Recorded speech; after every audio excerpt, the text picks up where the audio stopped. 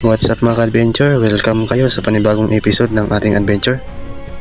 Dito pala ay may nakita akong kobya na paalis na. Kaya hinabol ko ito. Buti na lang medyo maamo ang isdang to, kaya ayun, natamaan natin. Maliit pa ang isdang ito pero pwede nang iulam. Sayang hindi ko napansin na medyo napababa pala ang tutok ng aking camera.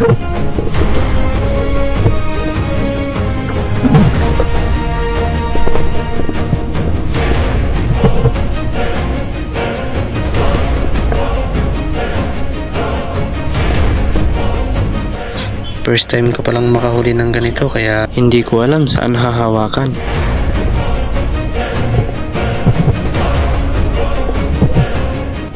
Hinawakan ko na lang ang kanyang ulo at ayun, masisecure ko na ang isda. Since first time ko pang makahuli ng ganito kaya hindi ko rin alam kung paano lutuin to. Kayo mga ka-adventure, anong luto ang masarap dito? I-comment nyo lang sa comment section para gagayahin ko.